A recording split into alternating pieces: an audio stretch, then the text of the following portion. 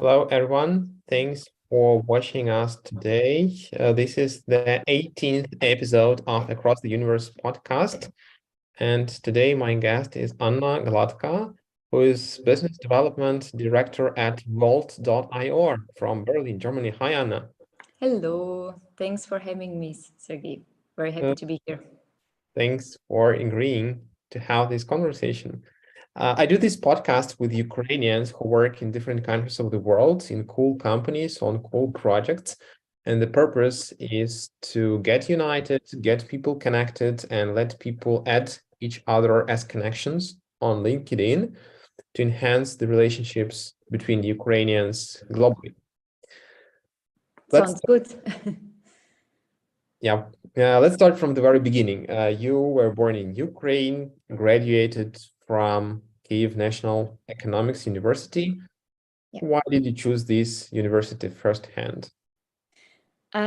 So I was born in Ukraine near Kyiv, and then when I was 4, I think my family moved to the western part of Ukraine, and I went to school there, grew up there. But it was always pretty fine that I will go to university in Kyiv because my whole family, like grandparents, uncle family, and other relatives were there. So we knew we're gonna come back to Kyiv, Mhm. and I remember when I was 16 and finished school, like I didn't know what I want to do.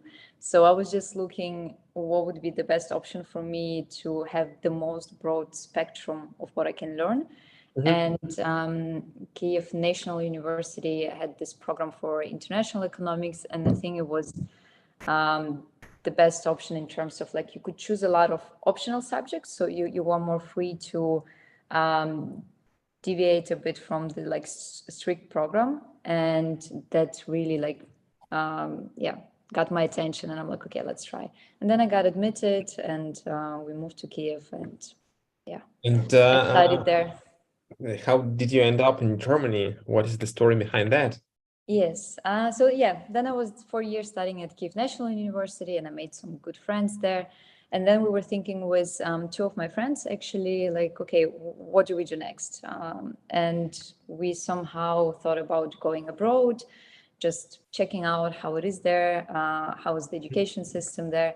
And again, after some research, after talking to some agencies in Kiev, also we realized that Germany has really good education system, and it's for free. And it also had, like, the university where I studied, it had a program where I could study 1 year in Germany and 1 year in Italy and get Oh. 2 master degrees, kind of. Mhm.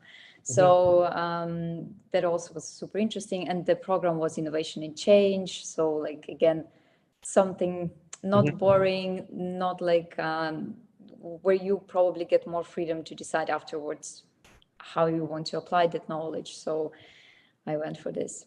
Was it hard to go there? Did you spend a lot of time, like months or half a year of preparation, paperwork, or was it not that difficult? Yeah. Know that these days a lot of Ukrainian students dream of Mhm. getting to such places. How hard was that?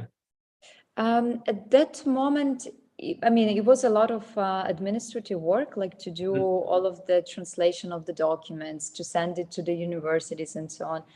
Um, I did use I don't know how you call them, agency in Kiev. So they would guide me through the whole process. They would tell me which documents I need to submit, which exams I need to take, where Mhm. do I need to submit them. So, like, I got a lot of help in that term. Mhm. Of course, I had to do like this ISLT, I think it's called. It was so far away, so long time ago. I don't remember even. Like all the exams to prove that I have good knowledge of English and I can study in English. And then we had to do the transmission of the grades, because in Ukraine we had then, I think it was like 100 points, and you could get like 80 to 90s was like 4, and then 90 to 100 was 5. Whether in Germany, for example, it's from 1 to 5, and 5 is actually the lowest grade and 1 is the highest. So then you had to read it, like it was funny. Yeah, but those little things, it took a few months after we decided. Mhm. but it wasn't like a huge hassle. It was okay. It was okay. I think it's much easier now. We have more or less the same system, so now you can communicate to universities directly. I think it's yeah, it's convenient. Did you have a lot of universities on your long list, short list? Yes, yes. So this agency provided me with the list of universities, and I could pick up four to apply for. So I had to do all the research, like different cities, to see what the programs are and so on. And this one was very nice because it's quite big and it's very international, but it's located in a very small German city. So like I think 60% of the populations are of the population are international students, and it kind of like a very cozy vibe because you have everything in one place in a small city. It's very affordable, and everybody is the same as you, an expat and international student. So yeah, it was very good. And after graduating, did you start your career in Germany, or did you come back to Ukraine, or you traveled to some other countries? Yes, I stayed in Germany. So I was traveling. So I went to Germany, then to Italy for 1 year. Then I came back to Germany. Then I think I went like for 1 or 2 months back to Ukraine, and then back to Germany. And then I started working in Munich. Yeah, yeah. What That was was your Hmm? what was that company in Munich, the first place in your career path? Yes. Like yeah. So the very first job I got in Germany was in the ice cream shop and the bakery, but it Wow, was like when I was doing my like American style. yes. When I was doing the master thesis, so I thought, okay, extra money wouldn't hurt, and that's where I also like had a chance to learn a bit German, and then afterwards, like the real proper job in my yeah in my field was at Wirecard. It was a very big company, like a unicorn in Germany. Germany had a lot of hopes, a lot of yeah potential there, but and the company was really big, and then it became global within a very short time, and it was a great pleasure to work there. I met really nice people there. My team was incredible, great managers.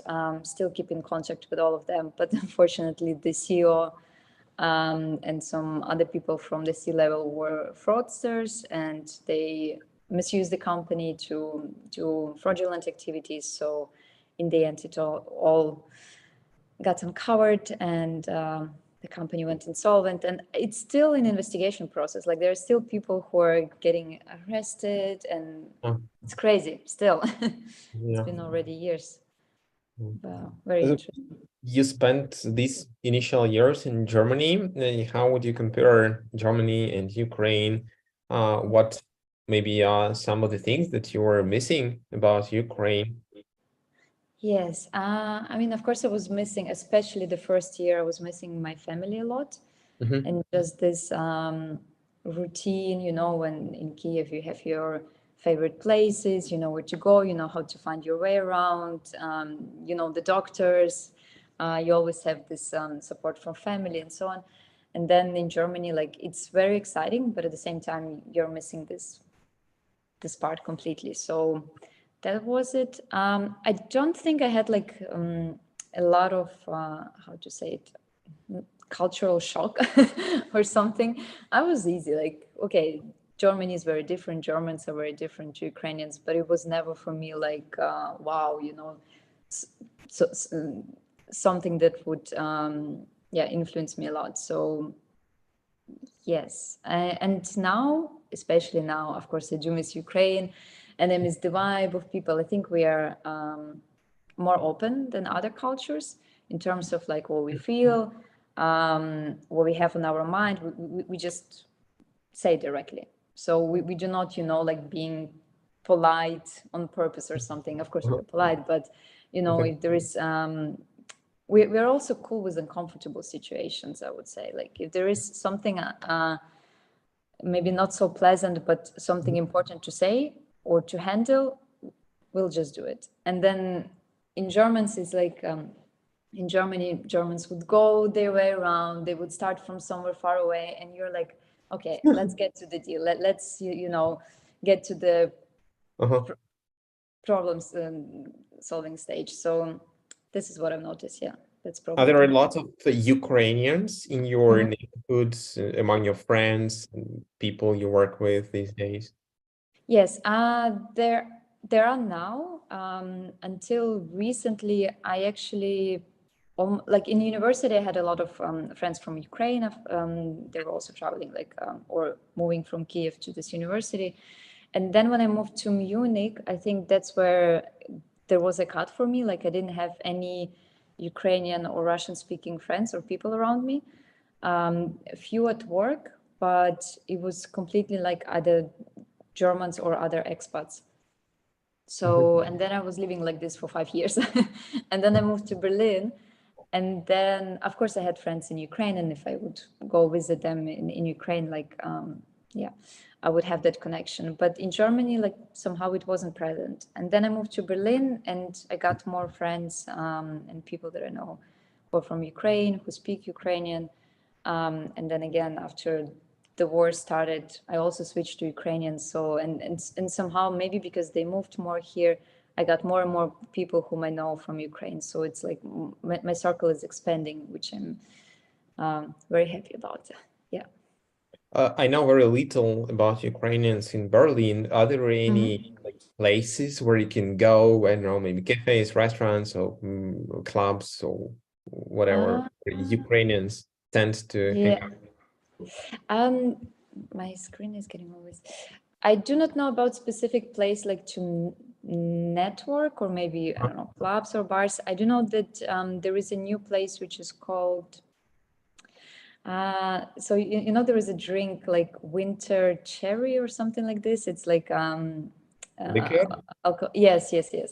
And they opened a restaurant in Charlottenburg, so in one of the parts of Berlin, Uh-huh. and they serve their borscht, salo, all of the Ukrainian nice dishes, and they have this liquor. You can buy a bottle, or you can, yeah, or you can drink there. So I know this place and a few other Ukrainian restaurants. I think there are quite some. Sorry, and also Nova Poshta. They opened the Wow. yes, they opened in Berlin. So now you can send parcels directly from Berlin to Ukraine, which Cool. is very nice. Yes. Didn't know that. And so after the Wirecard, you joined this Vault.io company, right? Yes, I worked for 1 year at Zalando. Oh. That's like a fashion marketplace, and that was my break from fintech and payments. But then eventually, I knew I'm gonna come back, and that happened after a year. And I joined Volt. It's an open banking platform, quite a new thing in payment. Well, not so new anymore, but still like there is a lot of buzz about this, a lot of regulations coming up. So it's supposed to revolutionize the way we pay, the way money move, and financial data is shared. Really exciting and really looking forward to see how it's going to look like in 5-10 years. What is your role in Vault? I'm a business development director, so I'm responsible for the new business acquisition and for selling our solution to partners who require to either move money from A to B or to accept payments from their customers, or they require access to the financial data of their customers. Like if you need to verify the identity of your customers, we can do that. So it's more of a complex sales process, I would say. Yeah. And Um, Actually, two questions at the same time. Mhm. Do you have any open positions at Vault if anyone wants to apply? And why is it cool to work at Vault? Yes. There are actually, and there will be a lot of open positions because we just got our Series B funding. Mhm. So we have a lot of money now to spend and a lot of money. And of course, some of them will go to developing the product. Some of them will go to increasing the sales team. So definitely go, if somebody is interested, go and check our website. You'll find different types of positions, be it development, IT, product, design, sales, legal. And we have a lot of locations. So we are based in Poland, Germany, London, Amsterdam. Therefore, it's Cool. quite What global. would you say about the corporate culture of Volt? Why it's cool to work for Volt? Yes, it's I don't know, somehow we managed to really hire very nice people, and everybody's super helpful. This is what I like a lot. You can ping, for example, I'm working in sales, right? But I can ping any product owner or product manager or development manager and ask some questions, or even ask for a call to deep dive into some topics. And everybody's very open to do this. And I also like, because we are a startup in the scale mode, and now we have, I think, more than 140 people. There will be more. When I joined, it was, I think, around 50. So it's like, despite of this really like huge growth, we're still keeping this close contact with each other. So it's still kind of like a little family, but now a big one. Yes, and so this gives you an opportunity to really speak up. Doesn't matter if you're speaking to a junior or if you're speaking to the C-level. Again, our C-level is also very open to hear out the thoughts, hear out the ideas, and also there is a potential to actually make a change, to suggest something, and if it's valuable, you can make impact. And that's not probably something you can do so freely in the really corporate environment. So it comes also with some challenges, right? Startup life is not probably the most relaxed one, but then again, it's give and take. So depends on what you I assume it's like very international environments, right? Correct. Yes, that's so we have team in Poland. They're mostly Polish people, and then in London it's quite a mix. And in Germany it's me, Ukrainian, and then we have two other Germans, one Polish, and then in Amsterdam it's also more like a mix. Also Ukrainian is in Amsterdam, so it's it's quite international, indeed. Let's talk a little bit about your lifestyle. Do you have any unusual hobbies? Maybe do you have pets at home? And I wanted to ask a question about traveling in Europe or other continents. What countries and cultures do you like? This I'm gonna start from the beginning. So my lifestyle, if I do something unusual, I don't think so. Now, still a little bit. A lot of things for me seem unusual because it's after COVID. And for example, if I go to a concert, I'm like, wow, so many people, like it's crazy. But it's not, I mean, it wasn't unusual, right? But now it still seems a bit like I'm doing something extraordinary. Yes, I do have two dogs. So Wow. they're little chihuahuas. So, but still, you need to go out with them. You need to train them. They take a lot of your time. And I go out a lot. I do biking sometimes, not so often as I would prefer, probably. But that's my recent hobby. And and going to the concert. I think in Berlin it's very affordable, and also a lot of stars coming to Berlin or to Germany, and now it's like it's really escalating. So it's almost every now and then, like every month, there is some big event in Berlin. So yes, that's what I'm doing. And then about travels, I do have to travel a lot because of my job. I need to go to the conferences, or I need to go and visit London office, or I need to go and visit our partners. So, or I'm traveling as personally. So that all combines, and it's like in the end, I'm traveling quite a lot in the end. Is there any country except for Ukraine and Germany where you spent a couple of years of your life, not like moving forever, but you just like the vibe? If I would spend a couple of years, that's I think yes. I think France. France. Paris would be nice. Yes, I do understand that the language barrier would be a problem. But the language is so beautiful, I would be actually willing to dedicate time and make an effort to learn it and blend in.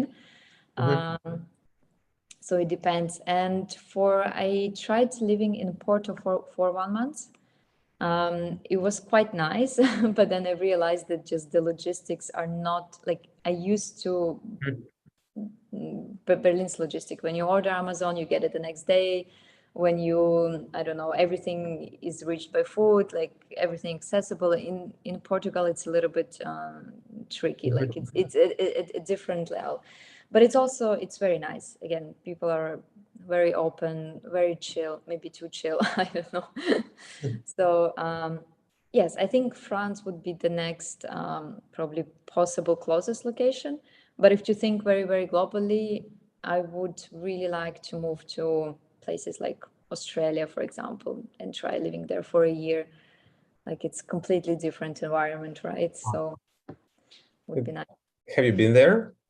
No, I haven't been there, but I've heard a lot of stories. So my boyfriend, he studied there and he lived there for a few years, and he's always like, yeah, telling a lot of interesting stories, a lot of interesting facts about their social system, how people operate there. And it's like every time I'm like, okay, this is, it vibes with me. I see myself there.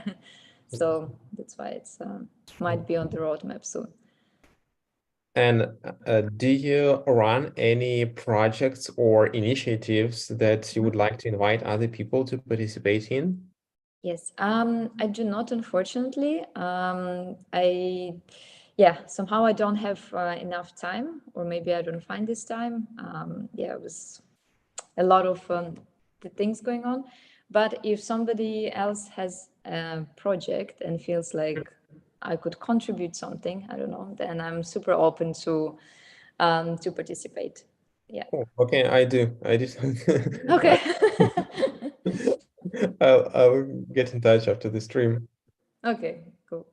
And the last question about books, movies, TV series. Would you recommend something interesting that influenced you, or you just like it?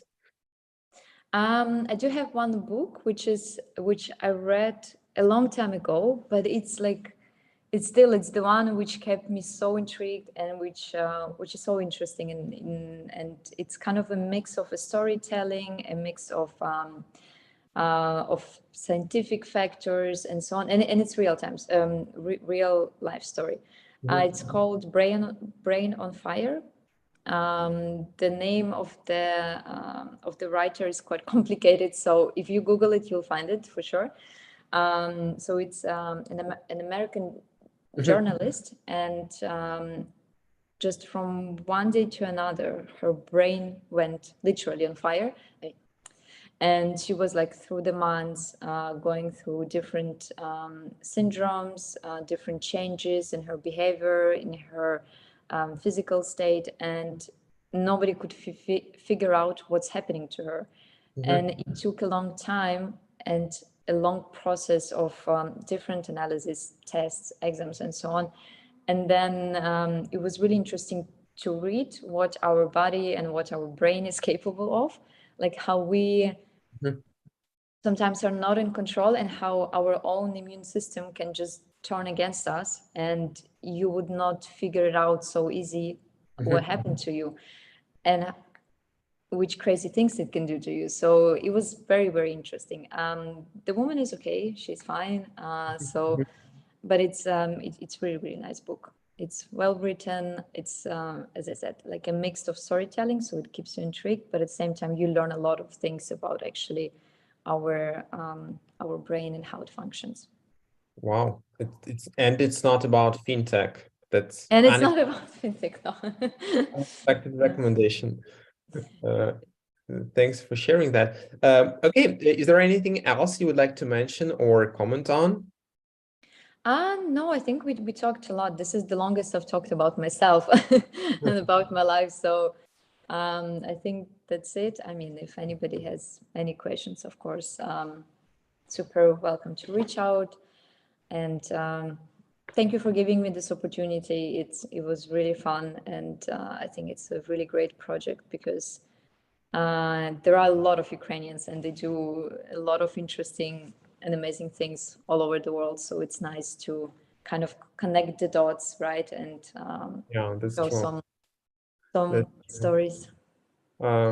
I was thinking maybe one day I will do some like big webinar or whatever call it, when I will invite all those people that took part Yeah. streams together in one Zoom conference. That might be an interesting event. Definitely. Yeah. Looking forward to it. Okay, thank you for your time. Everyone who's watching us, please feel free to reach out to Anne on LinkedIn as a connection.